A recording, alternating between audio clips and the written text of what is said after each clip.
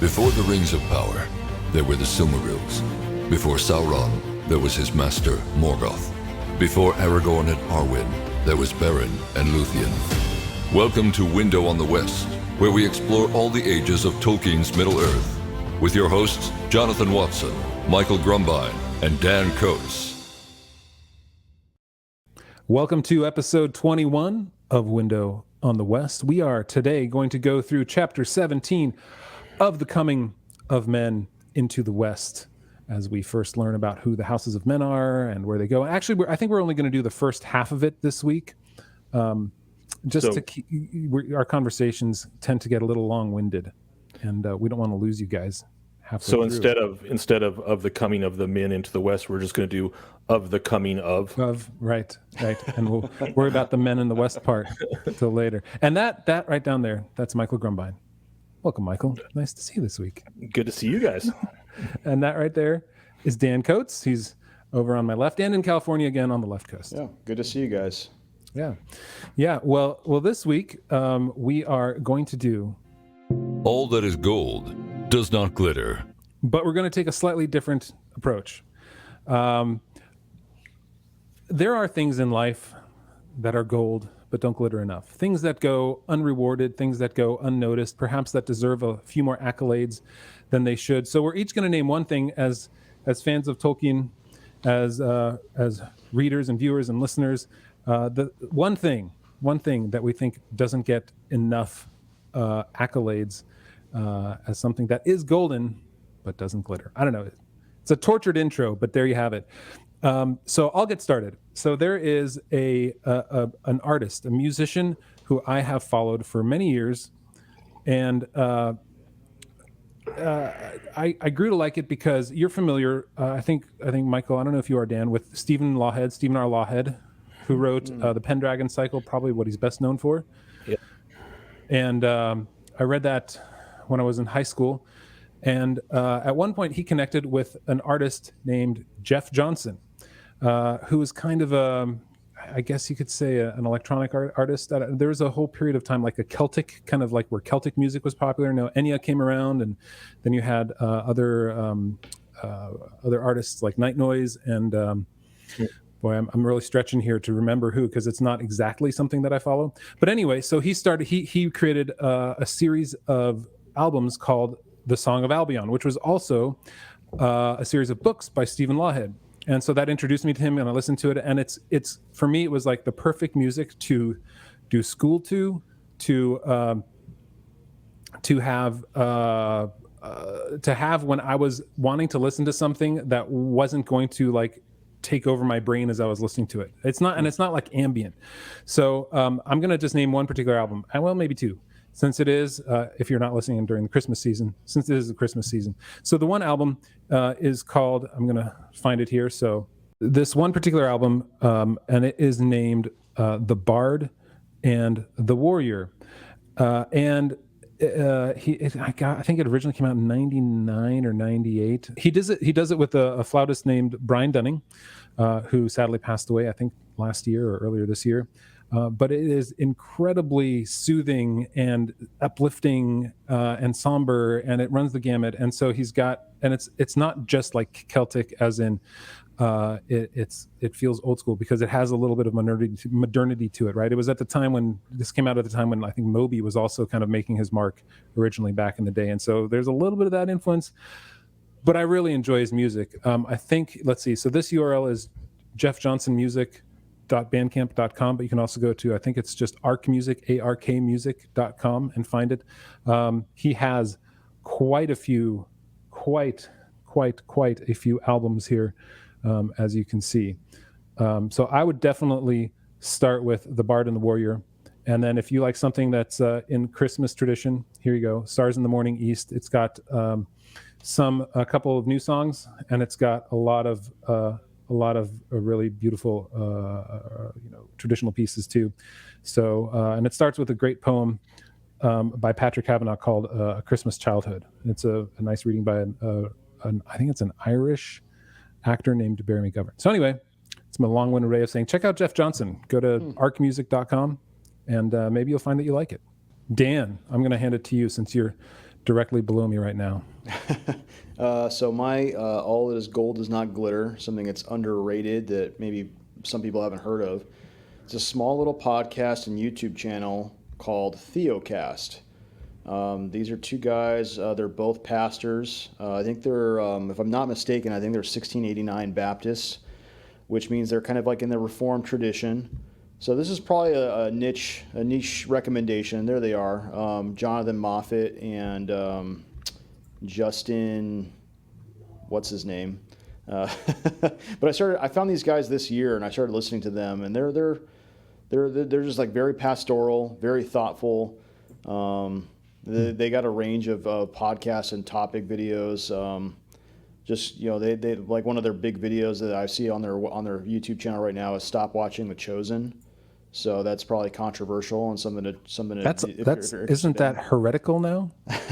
Oh, The Chosen? No, stop watching it. Oh, stop watching it. Yeah, I don't know. But like I definitely I think I started catching on to these guys when they did a series on.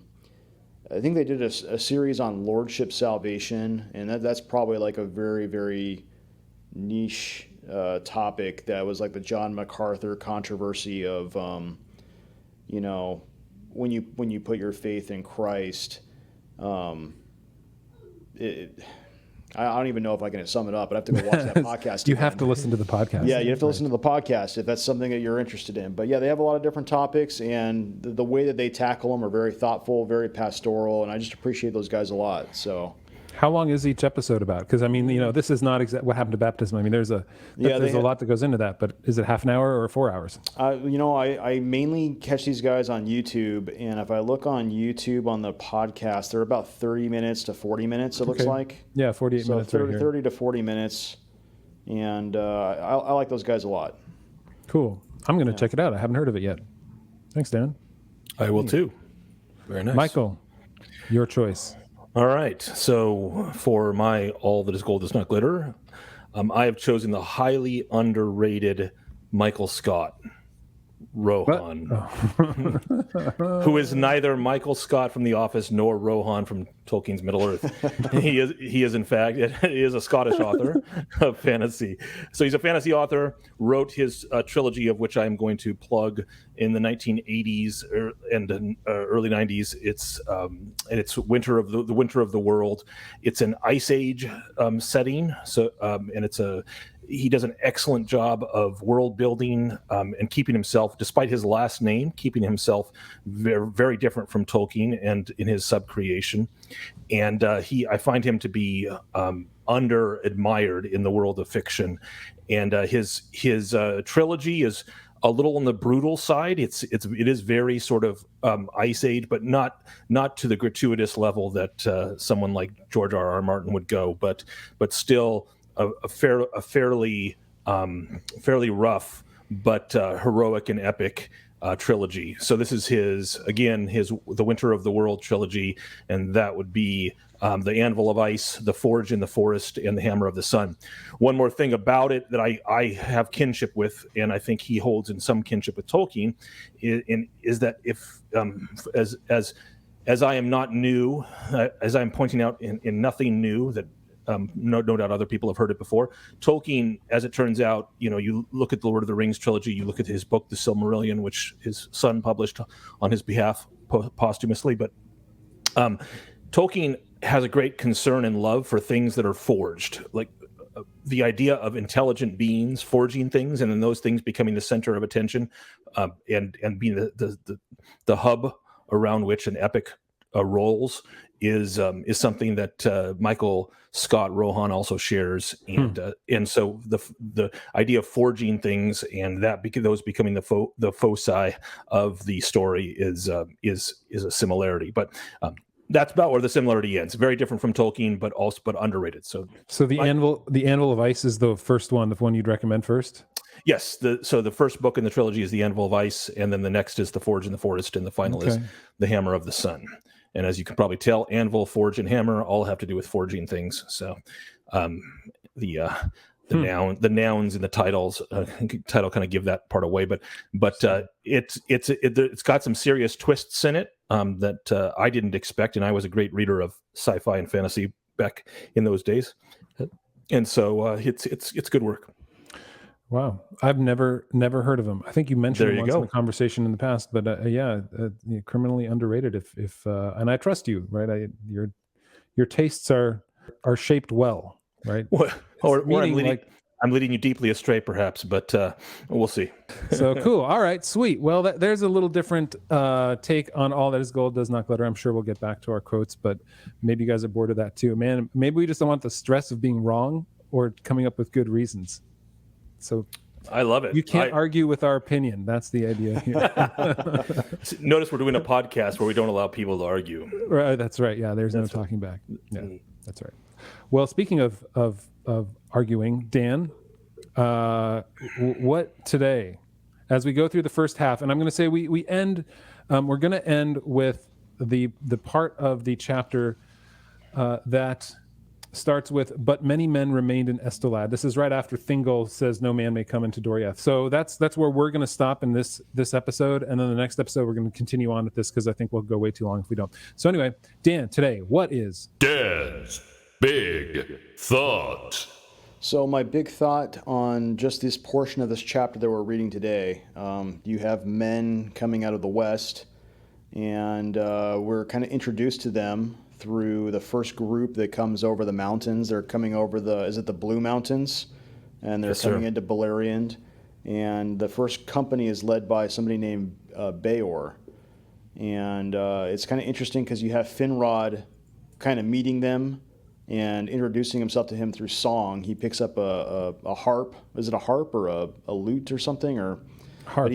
Yeah, he basically introduces himself. Harp. Yeah, he picks up a harp and starts playing a song and singing to them, kind of about like the creation of the world and everything in it. So it is kind of a interesting way to introduce yourself to somebody.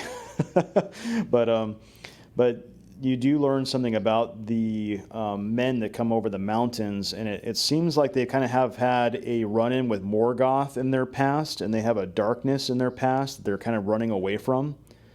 And you read that the way they introduce themselves, or at least the discussion with Beor, is that there is a darkness on our past.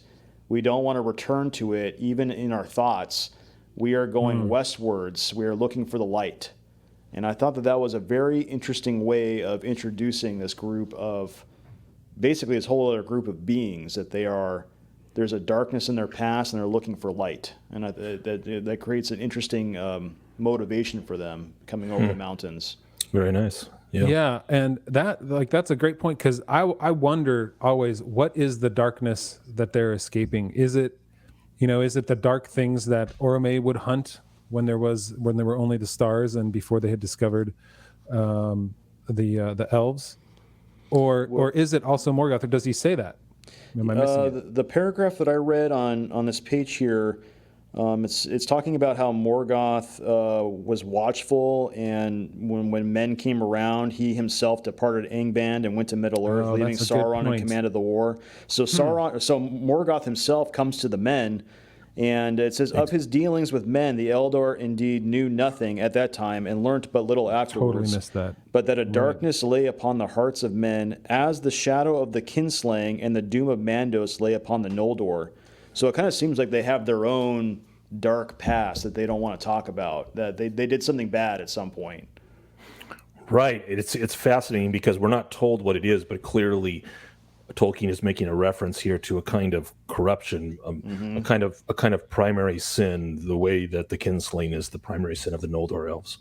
And I thought that was really powerful because it shows us that basically the worship of Morgoth was established long, long ago, before even the elves were aware that men had awoken. And so it's there from their very roots.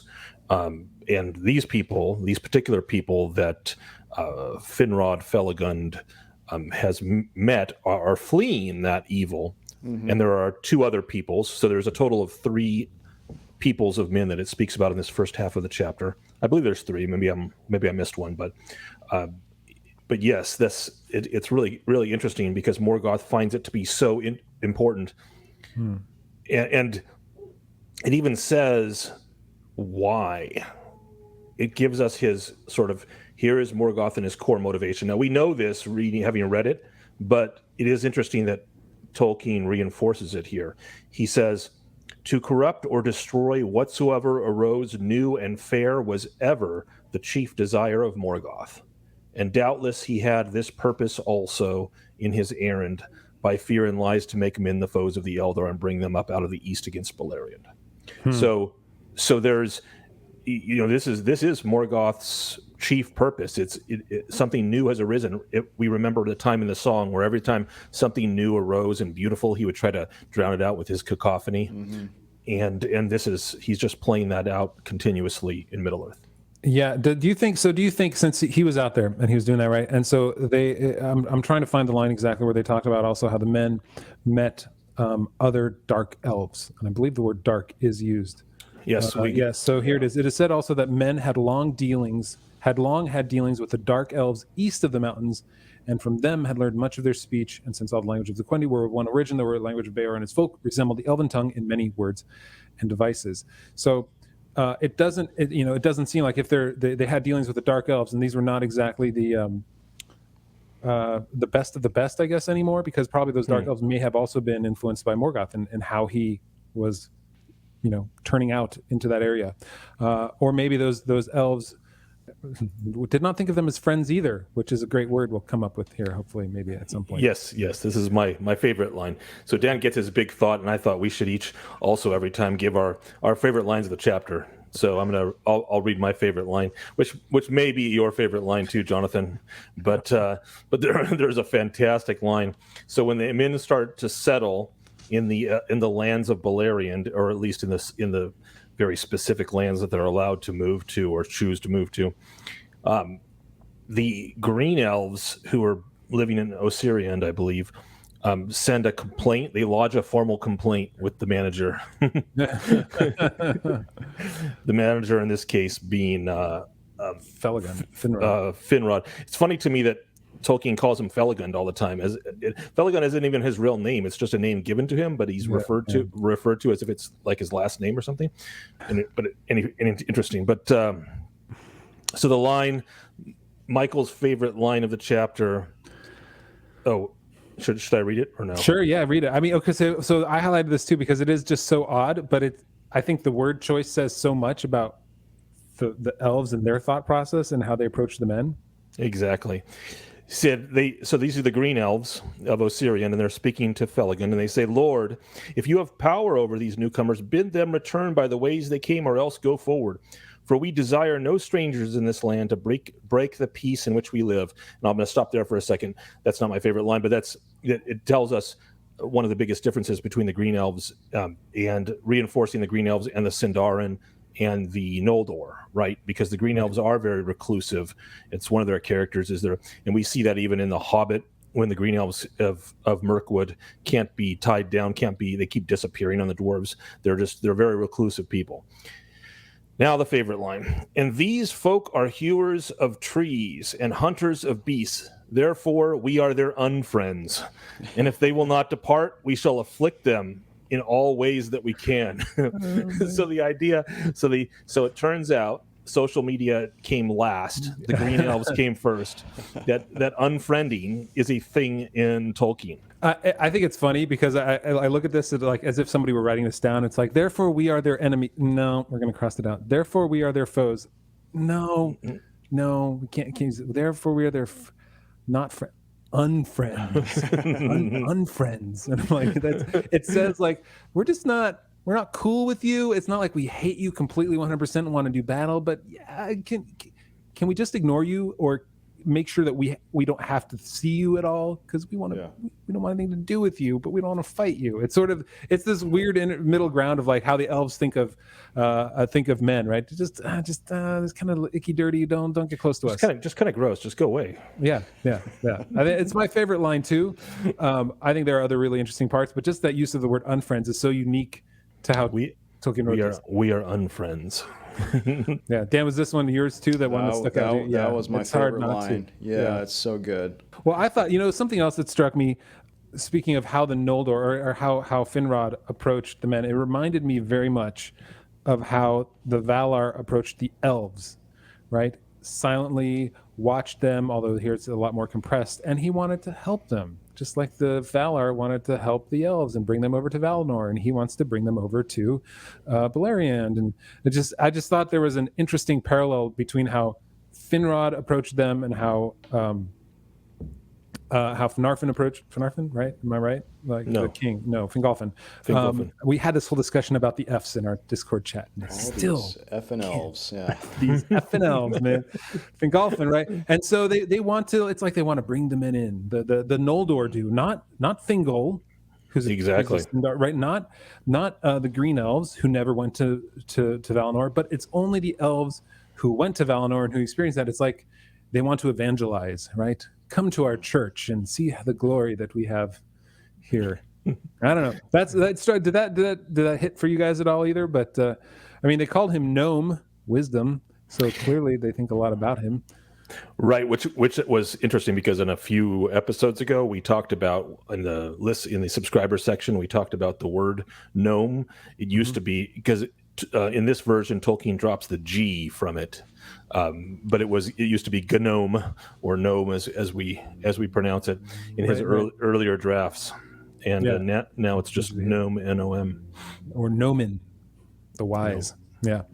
Yeah, I don't know. That was something that was interesting to me. I didn't really dive into like if there was any sort of historical construct that he decided to go into, and like I'm going to make these parallel in a way, but that parallel between the elves wanting to bring these men over, I thought was unique.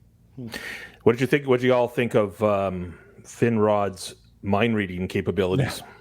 Yeah, I mean it speaks to Galadriel, right? It speaks to what she could do with the hobbits and with Aragorn and Boromir in Lorien, in the Fellowship of the Ring. Yeah, this is a lesser version of it because it says, now the Eldar were beyond all other people skilled in tongues, and Felagund discovered also that he could read in the minds of men such thoughts as they wished to reveal in speech, so that their words were easily interpreted. It's telling us like he was able to learn their language almost instantly because he could basically read their thoughts. As they were speaking the words, he knew what they intended to say. So in his mind, he thinks in Elvish. So in his mind, he's hearing different words come out of their mouth, and he's able to say, "Oh, that word is referring to mountain. That word is referring to darkness." And it's an interesting kind of mind reading. It's a very philological sort of mind reading. Either that, or he's a Betazoid.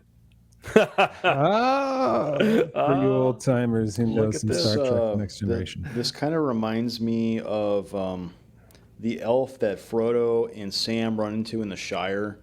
And if I'm not mistaken, isn't there like a part where he glows and he kind of projects his power over the Nazgul? Well, the Nazgul are afraid of him and his people. But I'm trying to remember exactly. Like he seemed to have some kind of like otherworldly power that he was able to repel the Nazgul in some way.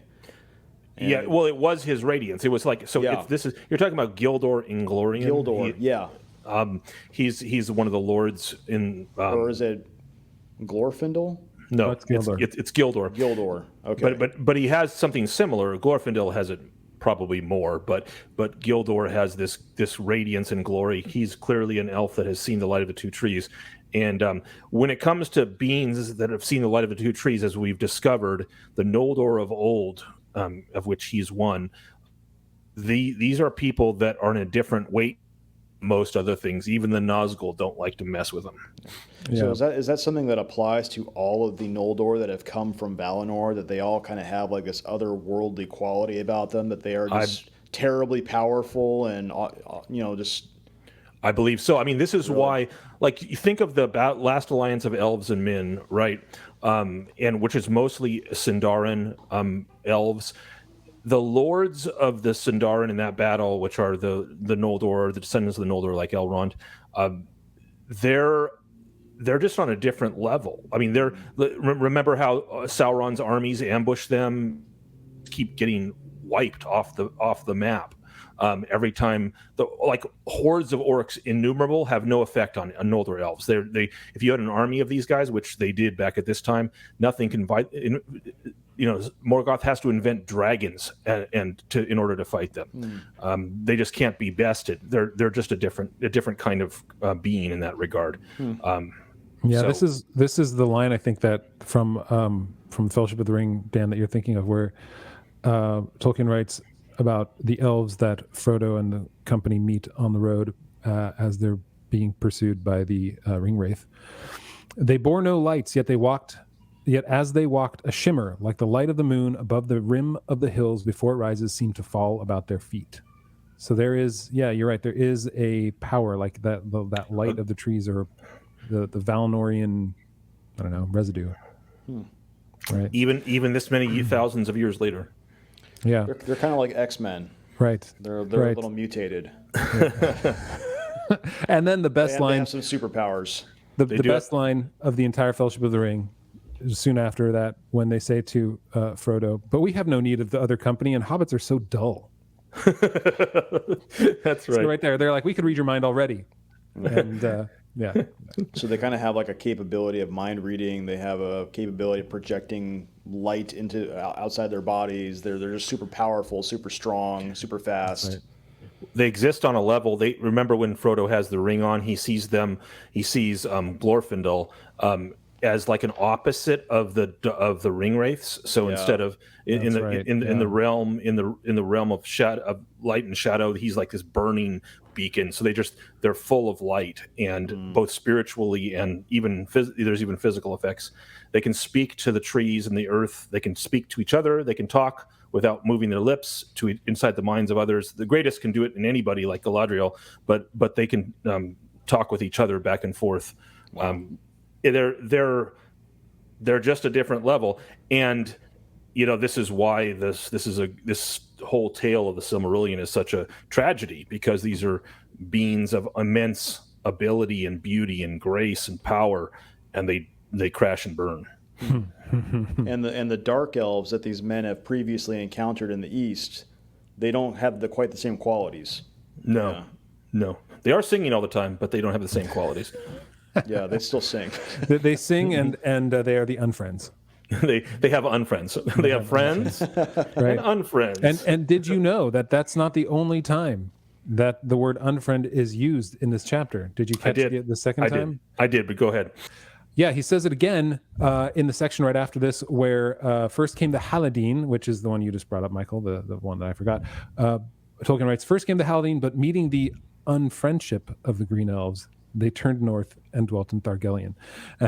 And so it's like, no. Again, they are not friends with the Dark Elves, with the Sindar. So we're just going to continue and keep them moving on. And so these men, the three that are brought up here, they move on and they get back into, where did they go from here, right? This is where I'm going to bring up the map again, because it's super important and really difficult to remember everything. So we've got here, so they end up in Thargelion. Is that right? Am I remembering that right? Yes. Yeah. So they all end up in Thargelion because they heard of a green and fertile land. They came down the Dwarf Road, which would be, I think, up in there. It's below. South, right there. South. Yep, right there. And they dwell there. And then eventually, Fingolfin sent messengers of welcome to them, just like the Valar did to the elves, kind of. And they went away and they took service. So actually, these men they respected them enough to actually take them into the service or the elves took them into their service, which I thought was kind of surprising. Yeah, and it is interesting because you will see a lot some effects of the elves' assimilation, or rather not so assimilation, in the next half, which we will do next week. Yes. But it is really interesting the way Tolkien, he's pointing out that the reaction of these races of men to the elves, or at least some of them, especially the people of Beor, or Balan, as he was originally called, most of his people's reaction was friendship, awe. They're basically in awe of the elves, and they seek to basically live with them, be protected by them, benefit from them, and They basically see them as the advanced race. If I was going to go sci-fi on this would be an example of an advanced race meeting a primitive race, and the men are definitely the primitive race. In this regard, for sure. It's interesting to me that these Noldor elves see the men coming over the mountains and go like, "Oh yeah, these guys are strong and we can use them." Like you would think they would look down on them and just be like, "These guys are weak. Like why are they? Why will we have them?" You would think they would all have the same reaction as Thingol or the Green Elves. Well, there was this one book once that said, the Lord said to Adam, "Be fruitful and multiply." And so what we know about the Noldor is that they don't have many children. That's part of the curse of the Doom of Mandos, and they're fading as they lack children. And so clearly after a little bit of time, they will notice that the men have lots of children, and so they can think of them as, wow, well, maybe these could be of help. Not that they would admire their prowess, but they do admire their courage, as we'll find out again in the next reading. But they will also admire their numbers. Yeah, and this is where I just want to point out, right? So their numbers, where it says many thousands of the Edain, which is what they were called, moved from Estelad over here all the way over to the land of the kings, right? Over but it was Nargothrond over there, right? Yeah. Down the left. So they all kind of migrated over there. Some stayed in Estelad, the encampment. Avoiding Doriath, though, unlike Jonathan's box. Right, because they're not allowed in here, because Finrod said to them, "Into Doriath shall no man come while my realm lasts, not even those of the house of Bear who serve Finrod the Beloved." Oh, It was nice of him to call him the Beloved. So he wanted nothing, just like the other Dark Elves. He wanted nothing to do with the men. Just keep them out. I mean, interestingly, everyone loves Finrod. Again, I know we keep bringing it up every episode, or perhaps almost every episode, but again, so much lost in the recently done Rings of Power series. Yes. because Sauron loved him so much he tattooed him. Oh, poor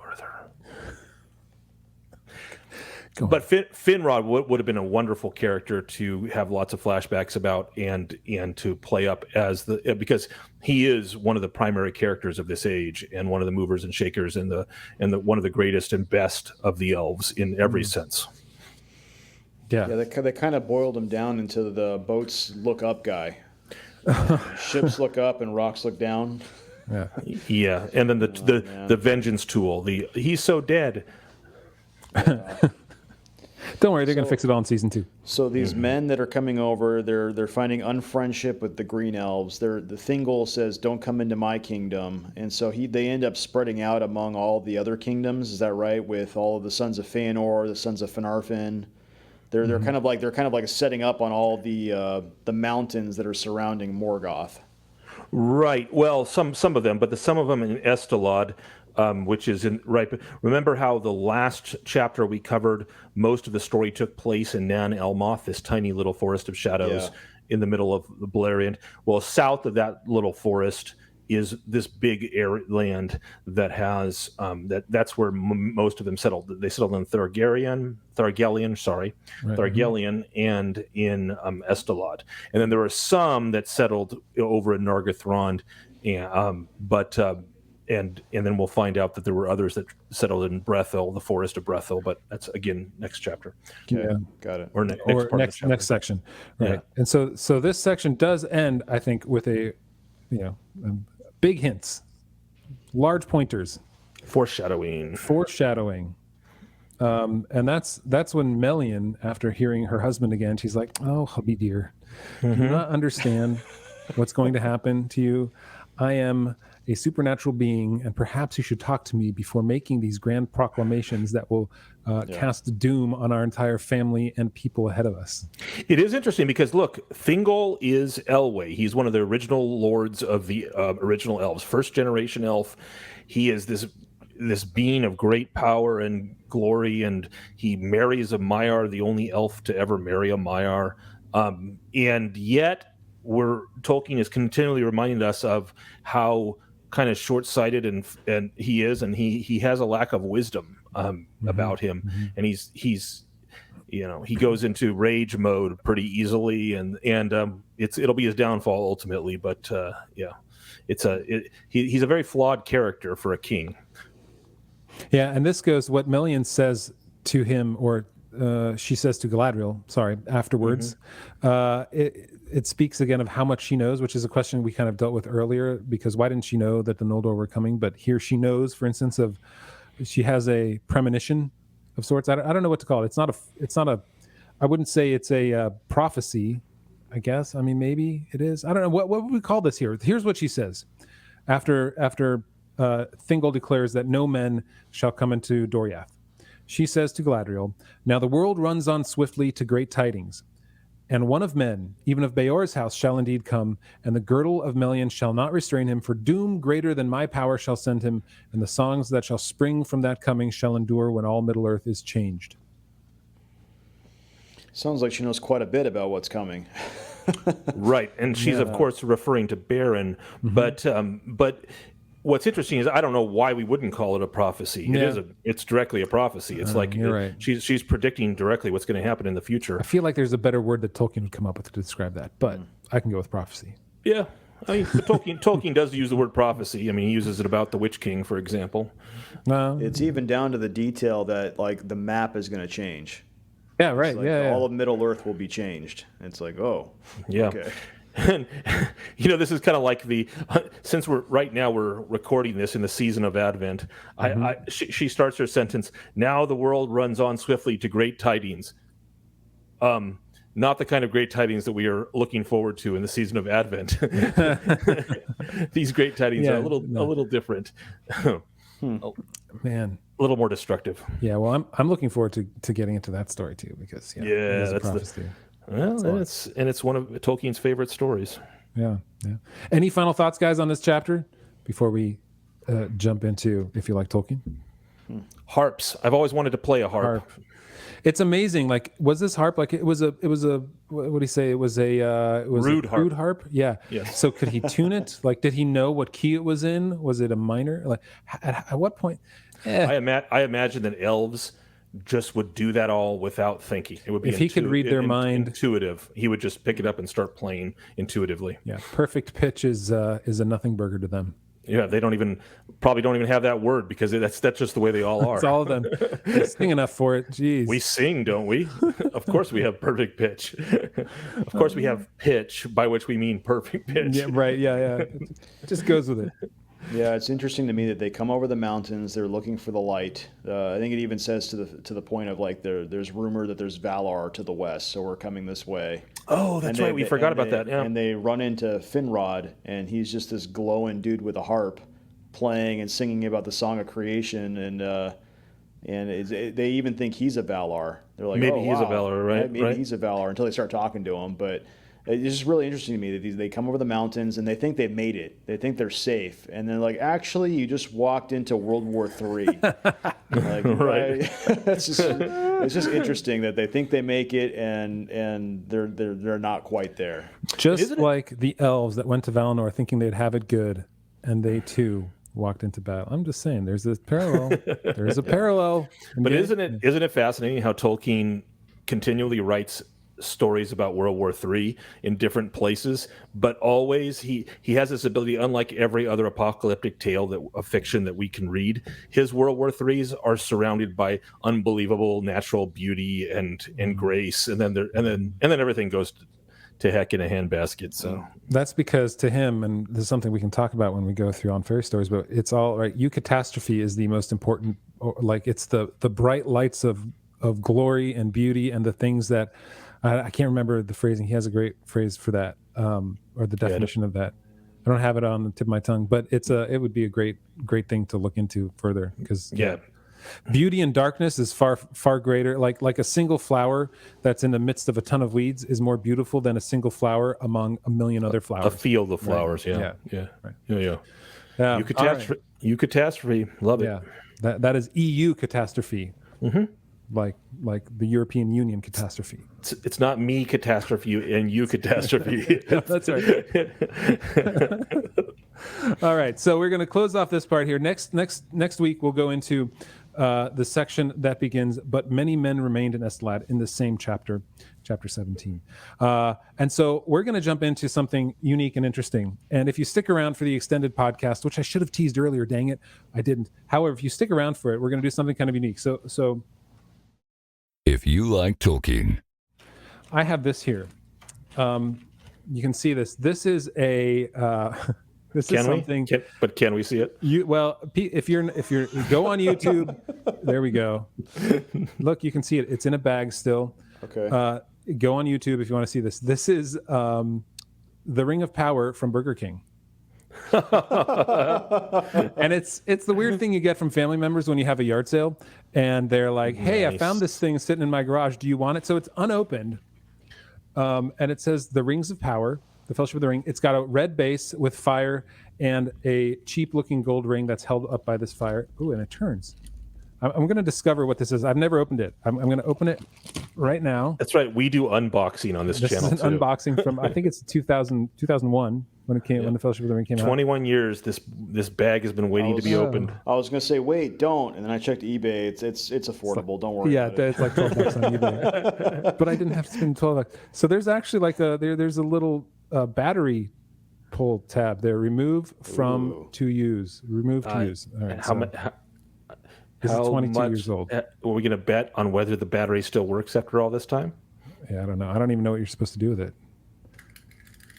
I don't know. It clicks when I spin it. This is all very interesting. How about the other way? It's a good sign. It's clicking. All right.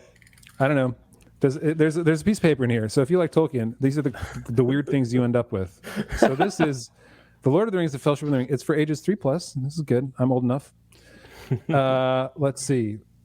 Okay, there is the remove the pull tab before using the toy. Rub the front and back side of the base to reveal more secure messages. Secret messages. Wait, what? There's secret messages in here. Oh my goodness! Look. Okay, I got to show this. Okay, I'm sorry if you're not on the YouTubes or the Rumbles. Wrong thing. So here, look. There's a whole like you could have gotten the entire. Do you see that? It's like a group. It's a diorama with the ring in the middle, and there's a Gandalf and a Saruman. So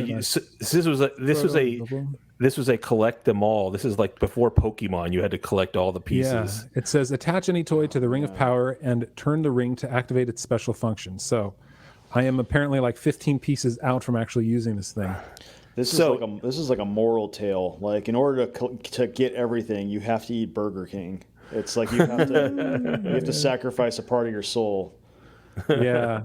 So that's what it says, right? Remove the pull tab before using it. Rub the front and back side of the base to reveal more secret messages. All right. And, wait, look, go to Burger. Okay, so in the extended podcast, we're going to go to Burger King and we're going to see if this URL is still working. But happy joy. I'm gonna laugh if it's like nutritional facts about like chicken nuggets are 400 calories per serving. Nutritional facts from 2001. See what madness they believed 21 years ago. There's nothing to rub on here. I don't know. I can click it, and that's about it. Is there anything on the base that has like a separate area, like a heat sensitive tab or something like that? Not that side, the other side. I don't know. What do you think? Maybe. Oh, look right there. I couldn't even see it in this light because rub is such a very specific instruction. It wants you to rub it. All right. Let's see here if we can. Like, I'm going to rub it. It looks like it's heat sensitive. I think you might be right, Michael. Look at you. You must have had mood rings back when you were young. Sensitive, yeah. My daughters did, yeah. This is the One Ring, an object of unspeakable power which must be destroyed. Quick, destroy it, Jonathan. That's so weird. So it's got multiple messages like that? Hold on. Let's see. Okay, here's another one. I don't know. I think here's another one. All right. No. We'll go online after this here. For those freeloaders who are still listening, we'll tell them the secret message that will improve their life for eternity. So what does that say right there? It says, come on. Legend tells of a ring believed lost for centuries. It has now been found. And am I rubbing off the paint as I'm doing this? This object has now gone down in value to $11.50. They didn't tell you it was a one-time use. So Yeah, right. You do it once, and now it's done. It's like a scratch and sniff. I'm rubbing the other parts, but nothing is appearing. I'm so sorry. All right. So we're gonna try in our extended podcast. We're gonna try getting more messages or going online, and maybe we'll even hit up the archive.org, right? The internet history. This should just be part of our archive. Yeah. So I don't know, guys. This is it. So let's also talk collectibles. Like, what kind of collectibles did you guys have from the films or from the books? The favorite thing that you got. This is clearly now my favorite. Look at that. Look at that one beautiful one ring. I can even put like my ring finger in it already. Look at that. Perfect. I can just carry it around like that. Where'd you go? I don't see you. Because of how garish the base is, everything else is blinded. Excellent. Oh my goodness, that's fantastic. Okay. Yeah. All right. Dad comedy is the best. Oh man. So thank you. I think it's my sister-in-law Michelle. She found this in her garage when we were doing a yard sale before moving to Tennessee. She's like, "Hey, you want this?" And I was like, "Sure." I don't know what I'm gonna use it for, so I threw it in a box. And we moved here. I unboxed it. I'm like, I'll use it one day. So if you like Tolkien, this is the crap you end up with, and then eventually. Like Aragorn says, today is not that. Oh wait, today was that day. Okay. Well, guys, I hope you join us for the extended podcast. Go to theonering.com/patron. You can become a patron there, believe it or not. It's $4 a month. First month is free. You get the extended podcast. You get access to our Discord channels, our message boards, our chats. You can see Naya's incredible rewriting of the song. I think it's the song "Belle" from Beauty and the Beast, where we have some very talented people. Yeah, it's incredible. Like I wish I could do justice to it with music and singing, but I have no real talent when it comes to a voice. But anyway, join us there in our Discord chat. It's a lot of fun. You can answer our Discord. All that is gold does not glitter. To try and identify the correct Tolkien answer. And I hope you join us there. You can get the extended podcast. Just get it in any of your podcast apps with username and password. It's great. So easy to do, easy peasy. And you can watch the entire thing too in an unlisted YouTube link. So join us next week. We're going to do the latter half of this chapter into chapter 17 of, what is it? Jeez, I don't even have it up. See, I forget all the time. Of the coming of men into the West. Not of men. That was the nice short chapter a while back. Of the coming of men into the West next week. Thanks, y'all. We'll see you next time. Bye.